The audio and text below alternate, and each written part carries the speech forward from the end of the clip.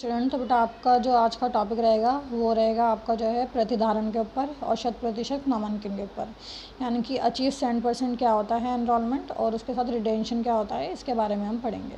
तो कह रहे हैं 100% प्रतिधारण के उपायों पर विचार करने से महत्वपूर्ण है कि हम प्रतिधारण का अर्थ और उसकी चीज़ों के बारे में समझ लें कि प्रतिधारण मतलब क्या होता है। रिटेन करना यानी कि रिटेंशन क्या होती है, रिटेंशन पॉलिसी क्या कहलाई जाती है। तो कह रहे हैं प्रतिधारण का अर्थ है धारण किए रखना यानी कि रोके रखना। जब बच्चा कक्षा 1 में प्रवेश लेता है तो उससे ये अपेक्षा की जाती है कि वह अपनी प्राथमिक शिक्षा को पूरा करेगा, वह बीच में विद्यालय का त्याग नहीं करेगा। दूसरे शब्दों में वह तब तक विद्यालय में टिका रहेगा जब तक उसकी प्राथमिक शिक्षा जो है वो पूरी नहीं हो जाती।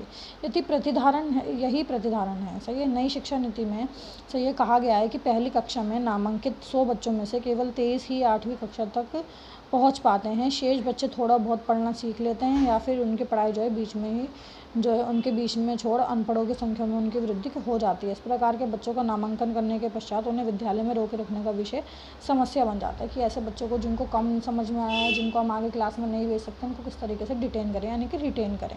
तो इसकी ज़रूरत क्या होती है ये हमें पता लगाना है कि भाई क्यों सारे बच्चों को हम 8वीं पार कराकर 9वीं में क्यों नहीं भेज सकते, क्यों हमें उन्हें रोकना पड़ता है, डिटेन करना पड़ता है। नई शिक्षा नीति में तो अब रिटेंशन पॉलिसी आ गई है, बीच में हटा दी गई थी। आपको भी पता होगा कि जो भी बच्चा होगा उसको तो हम नॉन डिटेन पॉलिसी के थ्रू 8th क्लास से अबव क्लास में भेज दिया करते थे, लेकिन कुछ स्कूल्स में जो है अभी से रोकते हैं। पहले भी रोका जाता था। सही है। 19th सेंचुरी की अगर हम बात करें 1976 के आसपास जब शिक्षा नीति वगैरह आ चुकी थी, सही है, बन चुकी थी शिक्षा समिति, तो उस केस में तो जो है बच्चों को जो है रोका जाता था, रिटेन किया जाता था। लेकिन वही है कि अगर उन्हें हम ज़्यादा रिटेन करते थे तो अभी हम पिछली क्लास में पढ़ कर आए थे कि जब आप बच्चों को ऐसे इस तरीके से रोकते हो क्लास में तो उनका इंटरेस्ट छूट जाता है क्लास में बार बार पढ़ने की वजह से, जिसकी वजह से वो विद्यालयों को छोड़ देते हैं, ड्रॉप आउट हो जाते हैं।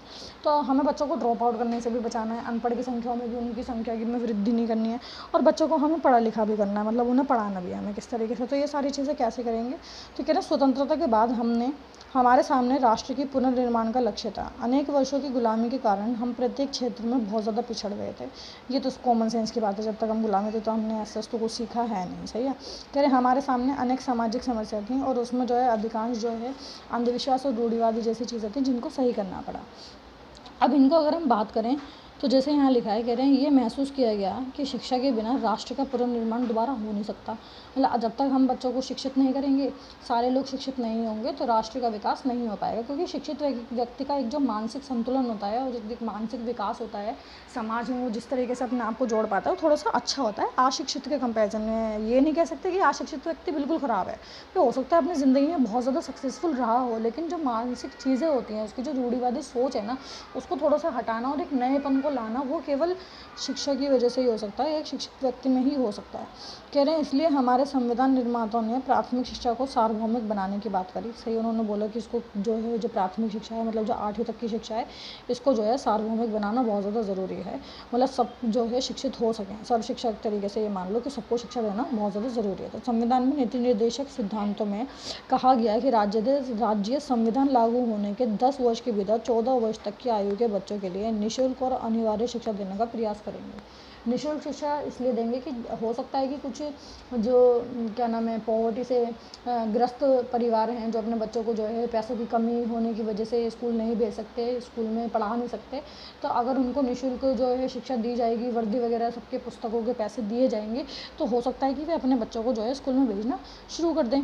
तो ज़्यादा से ज़्यादा मतलब यहाँ पर आंकड़ा इंक्रीज़ हो सकता है कि वो जो है शिक्षित बहुत ज़्यादा हो सकें। सही है। तो कह रहे हैं हमारा संविधान 26 जनवरी 1950 को लागू हुआ और सार्वभौमिकरण के लक्ष्य ने हमें 26 जनवरी 1960 तक प्राप्त करना था, लेकिन ऐसा संभव नहीं हो पाया। सही है। कोठारी आयोग ने अधिक से अधिक 1986 तक इस लक्ष्य की प्राप्ति का सुझाव दिया। 1986 की नई शिक्षा नीति में ये भी कहा गया कि 1990 तक 11 वर्ष की आयु पूरी करने वाले सभी बच्चों को 1995 तक 14 वर्ष की आयु के सभी बच्चों को निःशुल्क अनिवार्य शिक्षा दी जाएगी।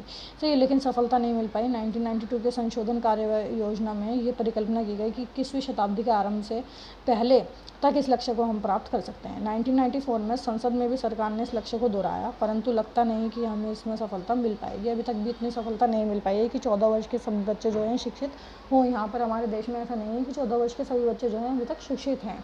अभी भी बहुत सारे इलाके, बहुत सारे ज़िले ऐसे हैं जहाँ के जो बच्चे हैं वो अशिक्षित नहीं है, मतलब पढ़ा लिखा नहीं है, चाहे वो 14 वर्ष का है, 11 वर्ष की आयु तक का है, मतलब निःशुल्क शिक्षा देने के बावजूद भी जो लोग हैं वो कहीं ना कहीं अभी भी जो है अशिक्षित हैं, मतलब शिक्षित नहीं हो पाए।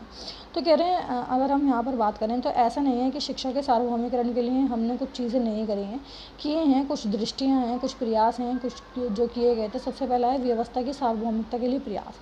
सही है, सार्वभौमिकता को किस तरीके से लाया जा सके इसके लिए भी बहुत सारे जो है व्यवस्था की गई थी, उसके लिए बहुत अलग अलग जो है प्रयास किए गए थे।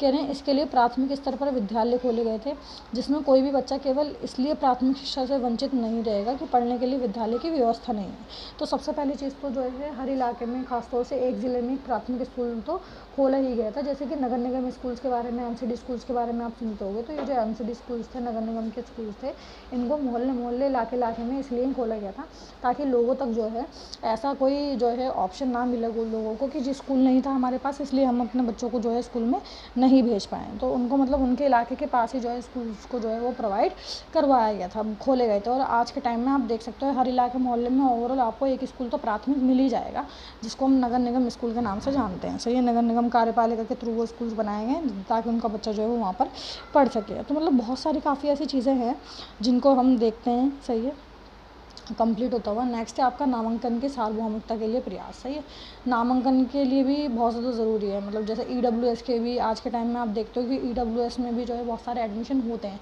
तो उसके लिए कुछ ना कुछ नामांकन पद्धतियाँ निकाली गई हैं। इसी तरीके से पहले क्या होता था, रजिस्ट्रेशन होता था कि आपके घर में अगर बच्चा है तो आप उसे स्कूल में भेजिए, घर घर आके जो है सर्वे भी किया जाने लगा था बीच में, 2001 के आसपास ये सर्वे होने लग गया था। सही है, घर घर आते थे लोग कि आपके घर में कितने आयु वाले बच्चे हैं, कौन कौन सी क्लास में पढ़ रहा है।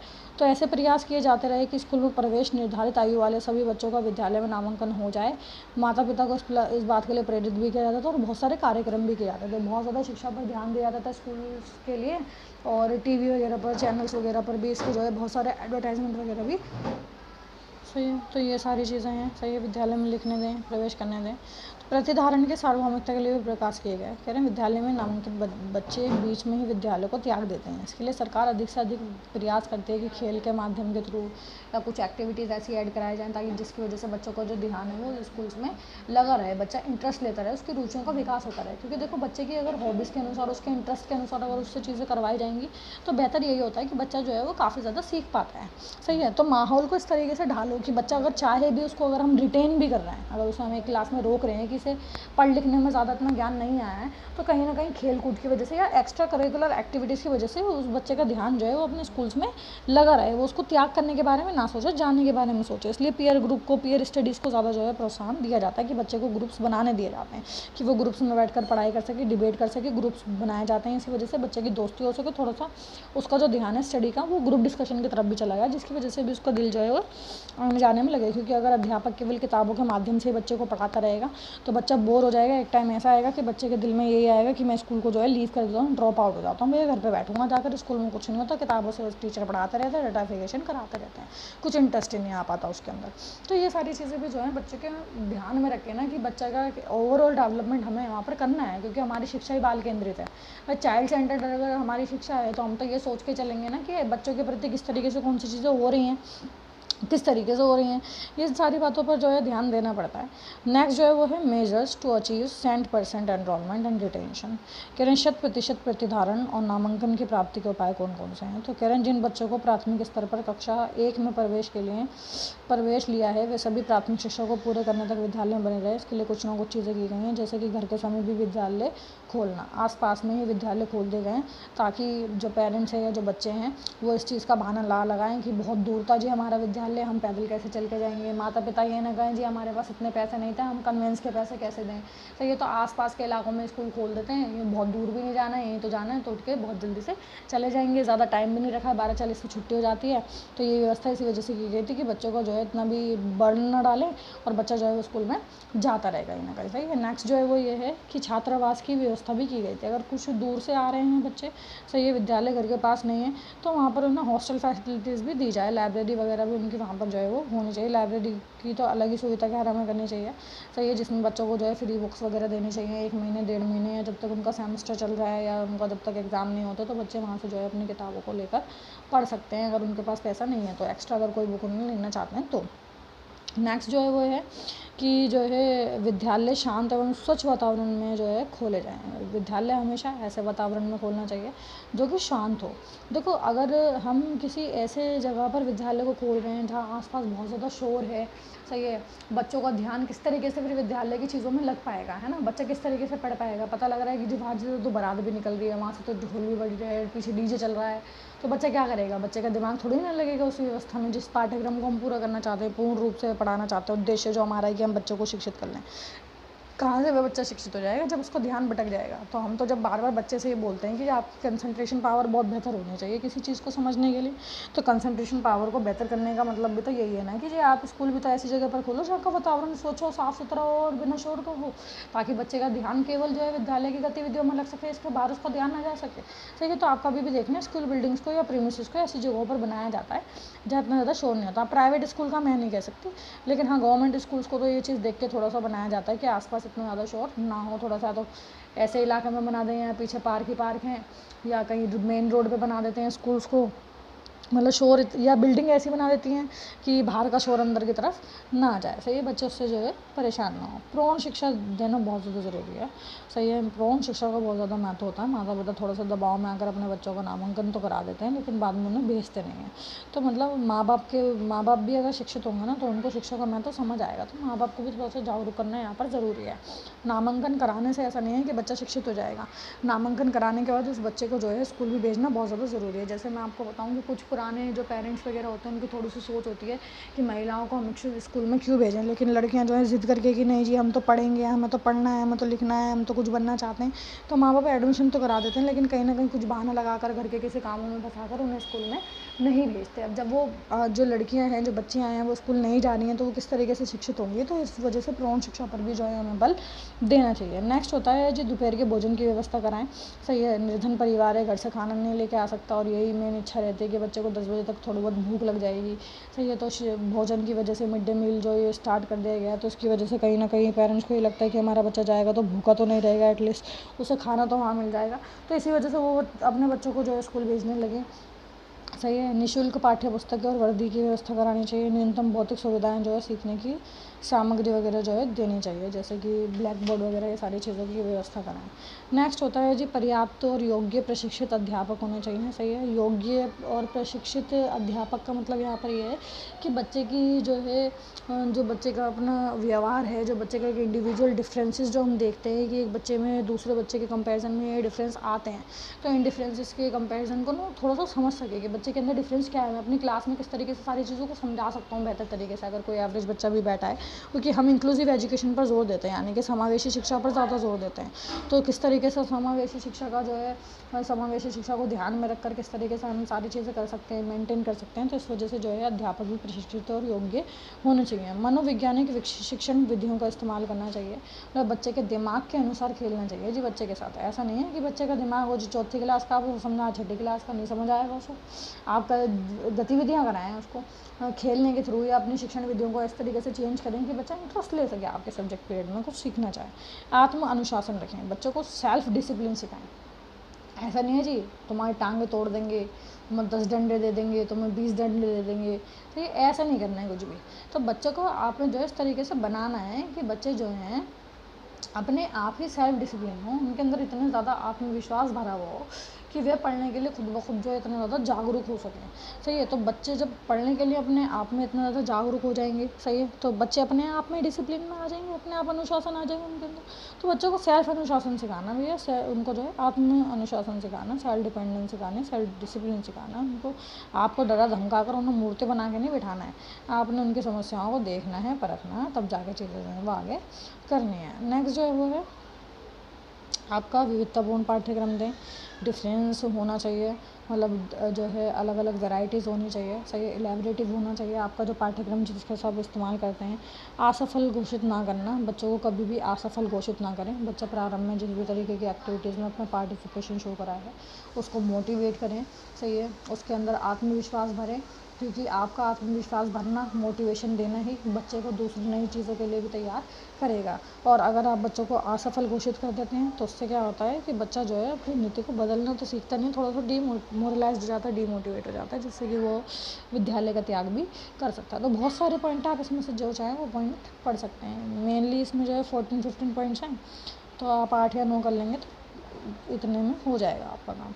नेक्स्ट है शिक्षा में परिवर्तन के लिए तैयारी और सुविधाएं प्रदान करने में शिक्षा की क्या भूमिका होती है।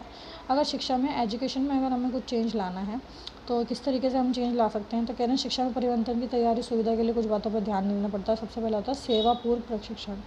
सही, अध्यापकों को सेवा में जाने से पहले आवश्यक प्रशिक्षण दिया जाना चाहिए। मतलब जब अध्यापक पढ़ा रहा है तो पढ़ाने से पहले टीचर्स की ट्रेनिंग होनी चाहिए, जिसकी वजह से वो ये समझ सकें कि कौन सी चीज़ें जो है वो उत्पन्न हो पा रही हैं, जिसके वो ठीक कर सकते हैं। क्योंकि देखो, अगर आप ट्रेन टीचर्स को नहीं भेजेंगे, फ्रेशर्स को भेज देंगे, तो उनको इतना ज़्यादा ध्यान नहीं है, उनको इतना ज़्यादा तरीके नहीं आते हैं अच्छी तरीके से, तो आप उनको जो है प्रशिक्षण ज़रूर दें।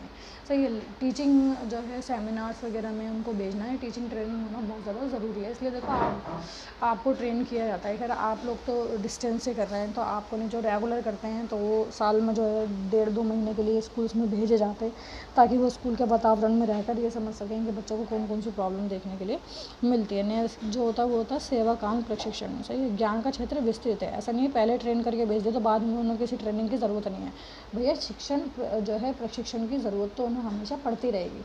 तो स्कूल्स में जाकर भी आप देखते हो, अगर कोई वर्किंग होगा आप में से, तो ये तो उसको पता होना चाहिए कि स्कूल में जाने के बाद भी आपकी ट्रेनिंग चलती रहती है। बीच बीच में CBSE सेमिनार करता रहता है, NCERT वाले सेमिनार्स करते रहते हैं। आपको सेमिनार्स करने की वजह से ये सारी चीज़ें आपके पास होती रहती हैं कहीं ना कहीं। सही, आप उसका इस्तेमाल कर सकते हैं, तो वो बच्चों के लिए कहीं ना कहीं फ़ायदेमंद होती है अलग अलग तरीके से। सही, नेक्स्ट होता है आपका शिक्षा हेतु उपयुक्त सुविधाएं उपलब्ध कराना।